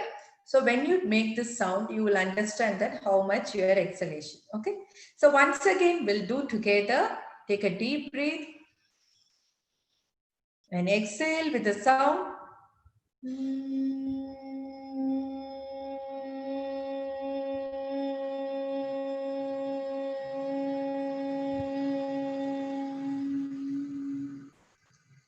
So this is Brahmari sound. Okay. This we have to do with closed ears. Okay. Why closed ears is when we have external disturbance, you can't go inside. Okay. So for example, when you go to a temple or church, why do we close our eyes? When you go and pray God, why do we close our eyes? When we have some delicious dish or when we listen to nice music, why do we close our eyes? That is because when you close your eyes, you are able to experience it a little more pronouncedly, like you can feel it more better way. Okay, so that is the reason we close our eyes. Okay, the same thing when you close your ears, the Brahmari sound produces an acoustic effect. Acoustic, like for example, in a cinema hall, when you have good DTS, like all the way, the sound comes so much into your ears, right? That is because everywhere it is soundproof. That's why you can feel the sound so much interesting. Okay. The same thing here we are going to do it. So what you are going to is you are going to place your index finger inside your ears and you are going to do for 5 rounds, closing your eyes, taking deep breath, and you are going to do it for 5 rounds. Okay. Start doing.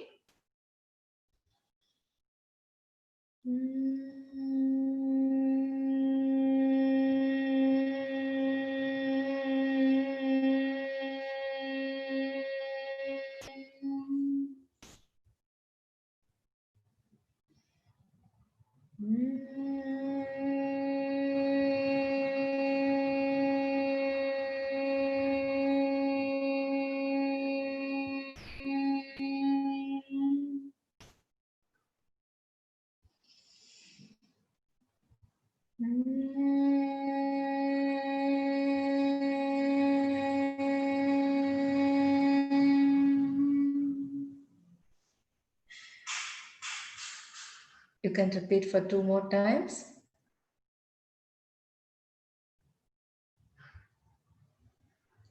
Can you feel the difference when you do it with closed ears and without closing the ears? That is because our skull has so much open spaces, right? It has lots of spaces. It's not a closed thing. It has spaces. So in that spaces, the sound produces a very good effect that will help you calm your entire being, your body, mind, and emotions. It has also been proved to reduce your heartbeat. It is given in lots of stress management thing. This alternate nose breathing and this one is a very, very sure sign. If you are doing it every day morning, at least for 10 rounds, you can see the result by the 30th day. You will feel that your stress level has decreased so much. Okay. So this is the B breathing, Bhramari Pranayama. The other name is B breathing. So what are the benefits? It increases the focus and concentration. Okay, so whenever you are studying for a longer time, we are focusing on e-stress, e-learning stress. So you, for example, when you are stressed up in your studies and long time, you are seeing the tab or your laptop, you can do this. So this will make you focus more. Okay, and it will help you in relaxing. You can feel all your muscles getting loosened, your mind getting fresh. It lowers the heartbeat. For example, during exam time or something, you do this, you feel so good.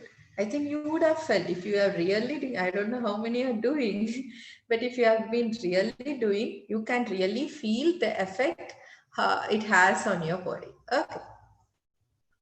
So that is about the breathing technique. We learned 4, right? We learned abdomen breathing. We learned bellow breathing. We learned Nadi Shodhana, alternate nose breathing. We learned B breathing. Okay. The last one, what we are going to do is relaxation technique. Okay. So as we learned that stresses affects the body also. It makes our muscle tensed. Like it makes you feel as if you're carrying a burden. All right. So many people complain that they have pain in the shoulder and the upper back. So most of them, we feel that they are stressed up. Whenever you're stressed up, your shoulders and the upper back are tend to pain. Okay. So all these we are going to do a progressive muscle relaxation. Even this I want you to do it. So if you are lying down, if you are at home, if you have earphones, you can put it and you can just lie down like this, what is shown in the picture. But if you are not at home, if you can't lie down, if you are sitting in a chair, you can put your earphones or you can keep the mobile nearby. And what you can do is you can just follow the instructions. Okay. So you are going to close your eyes and you are going to follow whatever I say. Okay. So if I am going to tell you to close your fist, you are going to close your fist, clench the teeth, you are going to clench the teeth. Okay. So you are going to do whatever I'm going to tell you. Okay. So we are going to progressive muscle relaxation. So we are going to relax each and every part of our muscle which has been intense. Because for mind and emotion, we did our breathing exercise and Dramari. And now we are going for relaxation technique. Okay. So first thing, you can just move your head right to left. So to make yourself loose and comfortable, you can just move your head up and down, because for so much time you have been listening, seeing the mobile and tap. You can just move your shoulders and you can just move it and make yourself comfortable. Okay. So what we are going to do first? First you're closing your eyes. You're going to close your eyes and clench your eyes. You're going to close it very tightly. And you're going to make your forehead squeeze. You're going to tighten it. You're going to make it very tight. Your cheek, upper neck, everything you're going to, your entire face, you're going to squeeze. Make it very tight. You're going to clench your teeth. You're clenching your teeth, your eyes are closed tightly, your forehead is tensed. You're clenching and you are releasing. Now release your face.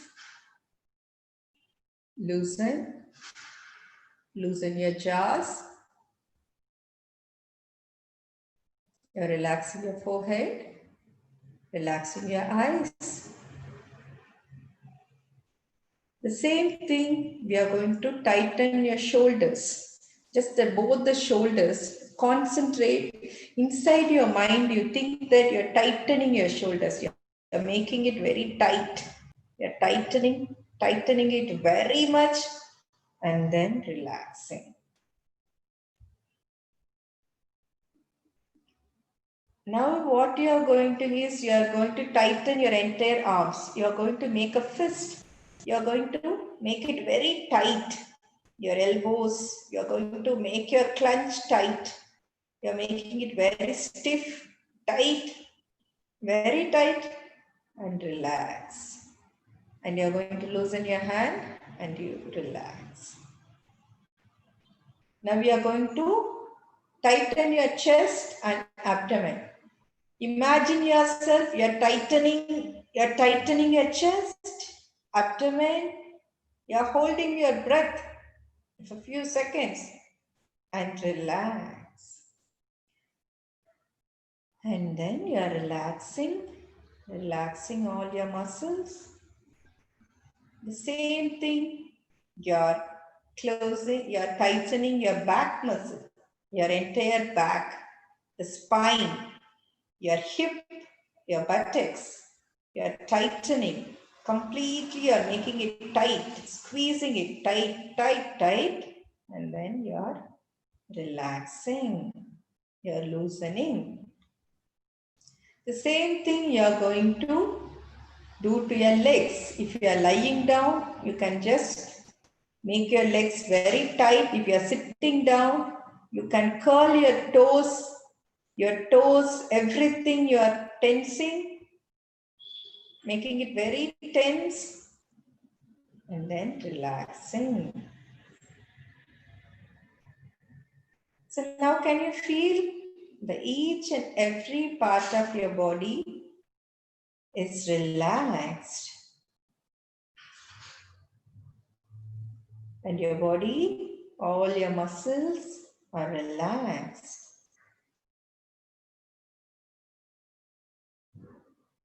Now slowly close your eyes and take deep inhalation and slow exhalation. With each inhalation, you are inhaling the positive energy, and with each exhalation, your body is throwing out the negative energy, the stress in your body, the tension in your mind. With each inhalation and exhalation, your body is energized with positive energy and it is throwing out the negativity. You are becoming more and more relaxed. You are completely relaxed. So now rub your palms. Keep it on your eyes. Close your eyes and make a cup of your hand. This part should cover here. You should not close here. Many people do this. Don't do this. You have to keep it like this. Rub. There will be a little warmth, right? You will feel hot here. And then keep the warmth on your around your eyes. Rub it and keep it. You can do it for 3 rounds. So we finished our relaxation. Okay. So we relaxed our body, we relaxed our mind. Okay. So the next thing is smile. Why smile? Because smile makes us happy. When you smile at somebody, they become happy. When you smile at yourself and your mirror, you feel happy. Okay. So smiling, breathe and go slowly. That is the thing to reduce your stress. Whatever the problem or whatever you face, this is very, very important. Okay. And there is meditation. That is a bigger thing. But that may not be practically possible through a medium like Zoom. You need somebody to teach you personally that in a yoga class or something. In Zoom, it's very difficult. So that's why we have made it this breathing technique and relaxation technique only for this. I think we have 10 more minutes. And so if anybody have questions, we can go for it and we can clear if there is any problem with the uh, any procedures, and we can learn it again if you want. Okay. So I'll stop the screen share. Is that okay with everybody? Yes, ma'am. Yes, ma'am. Okay.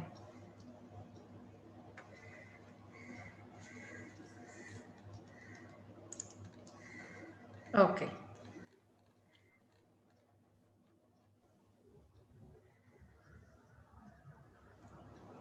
Thank you, doctor, for the amazing session. Ma'am, we have a question from Redhi Rana.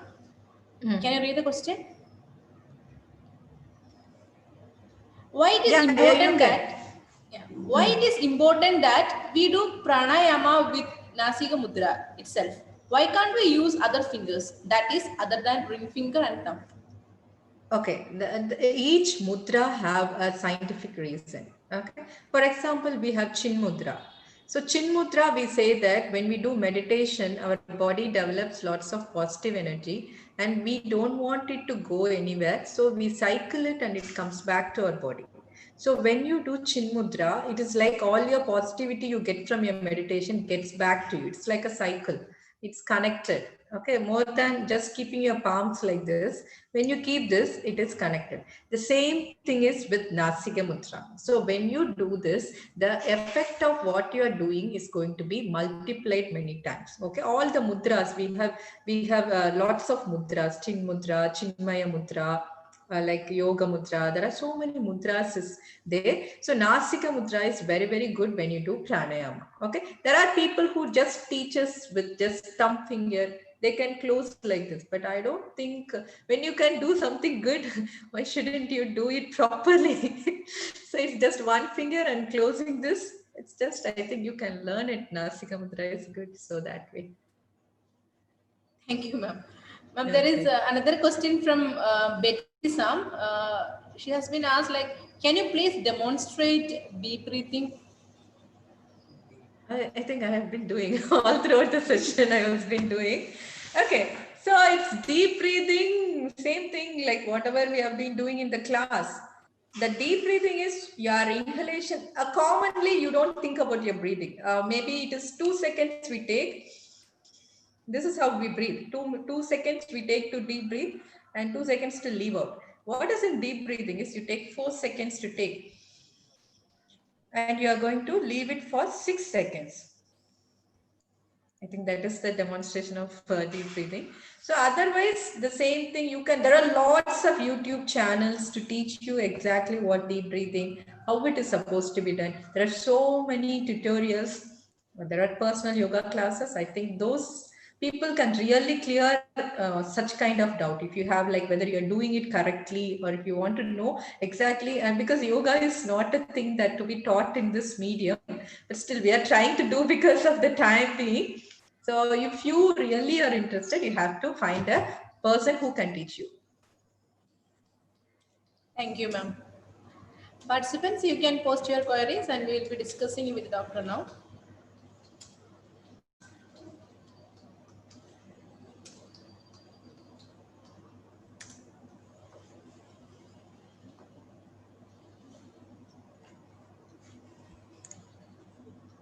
Ma'am, there is a question from Yeah. Ranganayaki.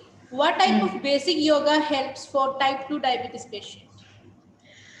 Yoga for type 2. There are lots of asanas. Okay. So main thing, type 2 diabetes is a lifestyle disease. Okay. Stress can increase diabetes to highest extent. Stress can increase diabetes. It can increase hypertension. It can increase the risk of cardiac diseases also. Okay. So whatever we did now, that can be also taken. Okay, so all these can be considered. Along with that, there are asanas. Like I don't know whether you are familiar with the asana. Okay, because I can just tell the names, but I don't know whether you know. The best thing for diabetes is all the twisting poses. Okay, the sideward bending poses like Ardha Kati Chakrasana, Kati Chakrasana, Trikonasana, forward bending, Padahastasana, whichever the asana which gives stress on the abdomen and it twist your abdomen are very, very good. Bhujangasana is good and Shashankasana is very, very good. Dhanurasana is the best. Okay, so you can choose this among the 6 or 7 asana. You can see what your patient can do or what you can do. They can follow it. Okay, along with that, every day if you are doing 45 to 50 minutes of yoga, always keep 40 minutes for asanas and some 10 minutes for breathing exercise and 10 minutes for meditation. That will complete a complete yoga session, not just asanas. You need to complete it with breathing and meditation.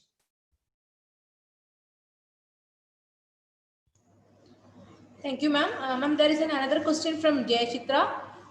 And please tell briefly about benefits of yoga in maternity aspect.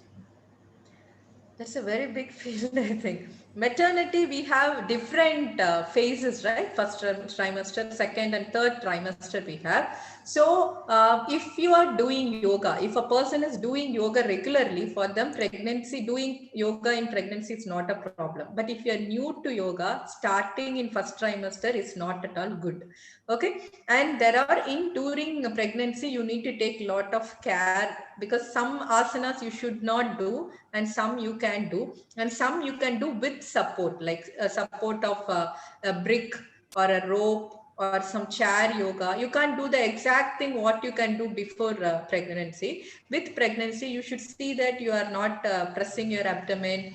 So your asanas will be a little bit modified. In last trimester, you can do more of meditation, imagining, visualization, all this breathing, especially diaphragmatic and abdomen breathing is very, very good in third trimester. Okay, that will reduce the mother's anxiety during labor. So all these, it's a complete different thing. Maternity and yoga is a very, very different field, and it has lot of things. I think this time is not enough for that. So maybe some other time. So we'll go for the next question. Thank you, ma'am. We are getting so many appreciation messages regarding your classes. Thank you. Thank you. Thank you so much. Any other question, participants? If you have any questions, you can post here.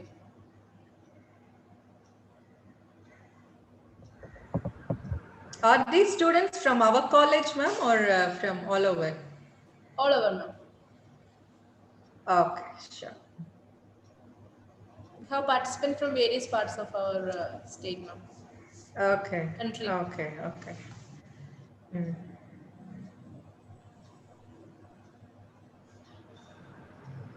Ma'am, there is a question from Mayaka Patel.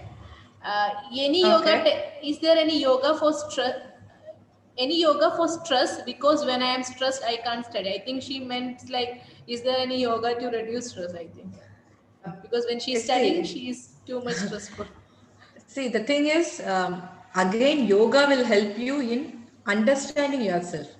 So for example, when you study, you feel you are stressed up, like you feel you are tensed and all those things. That moment, you can just sit in your table and you can do all this breathing exercise that we did now, and you can do a progressive relaxation technique like clenching your all the organs and relaxing. All these things you can do just in front of before studying. When you do this, your mind will automatically will help in focusing better. So we did a deep breathing, Bhramari pranayama, that is very, very good to bring up the focus.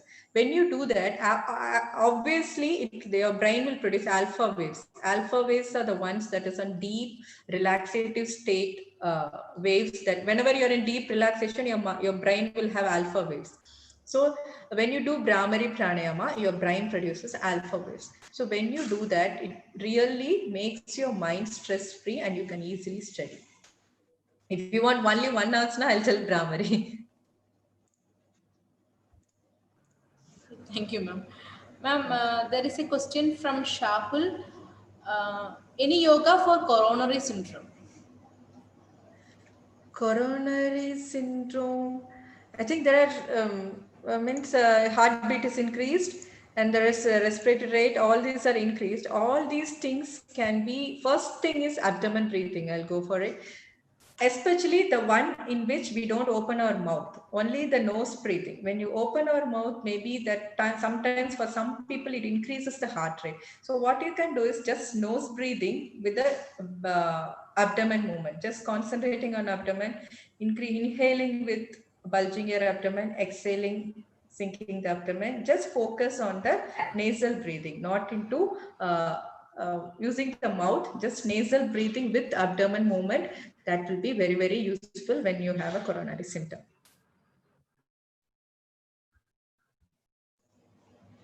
Ma'am, there is a question from Dr. Bindu John. Is there any other method to increase positive thinking in our life? Positive thinking. The thing is, When your mind is not stressed up, you think positive, right? So yoga, it's just even pranayama and breathing, everything is just a step. First is asana, physical level. Next, you go to mental level. Positive thinking is again, you're going into emotional level. So when you start seeing things positive is when you feel happy. Like after yoga, you feel good about yourself. Your breathing is very, very fine. And after yoga, you feel very positivity in yourself. When you feel positive, obviously you will spread the positivity, right? So all these hormones, as Dr. Shahul said in his talk about happy hormones, endorphins. So all these things are released when a person does yoga. So these happy hormones physically produces all these hormones will make you happy. So when you are happy, obviously the positive, you start seeing things positively and you become positive because of this. Thank you, ma'am. Ma'am, there is a question from Shaibi. Shaibi, what time is more beneficial to do yoga? Better in the morning. Okay. Morning time is very ideal and your stomach should be empty. Okay. After, if you are doing shavasana after food, I think maybe you may go to sleep. So that's the reason we tell them to do empty stomach. But for people who feel very stressed up and they don't get sleep, so we advise them to do breathing exercise and meditation, especially Brahmari Pranayama during bedtime. So when they do this and they go to bed, they can get a very good sleep. That thing they can do. Otherwise, morning is the ideal time. Thank you, ma'am.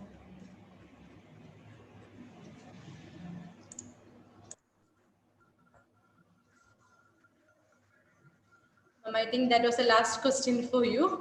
Okay, thank you, thank ma'am, you. for the amazing session. We are grateful for the Okay. effort you have made us to make us to understand the various aspects of yoga techniques in spite of your busy schedule. Thank you very much, ma'am. Thank you for being a part of it. Thank you. Thank you.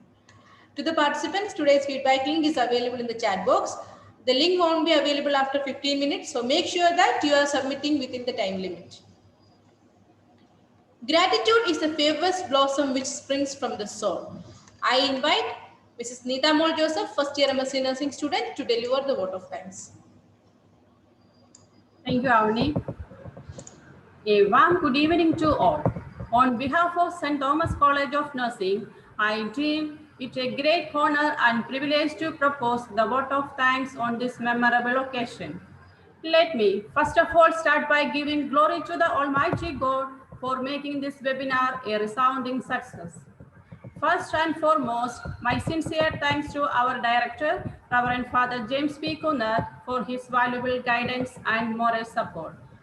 Next, I would like to propose hearty thanks to our principal, Professor Shaila Alpargis, for her constant motivation, encouragement, and immense support. I thank our organizers, Professor Rennie Jos, Vice Principal, Mrs. Sherin Jos, Associate Professor, Mrs. Bindu Sebastian, Assistant Professor, who constantly directed us and guided us throughout the organization of this webinar. I am really thankful for their stewardship and commitment.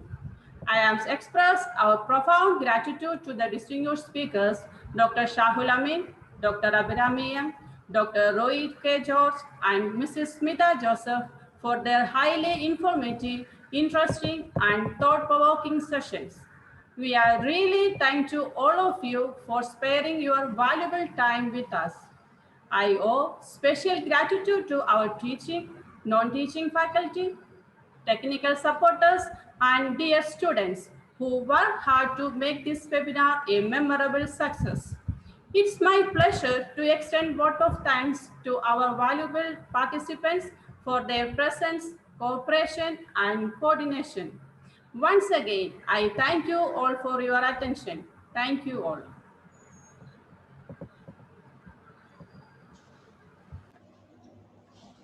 Thank you, Neeta. Once again, I thank all the participants for attending this national webinar, E-Learning Induced Stress, a multidisciplinary approach. On behalf of St. Thomas College of Nursing, I wish you all a very happy Onam in advance. Considering the COVID pandemic, stay at home, be safe. Thank you.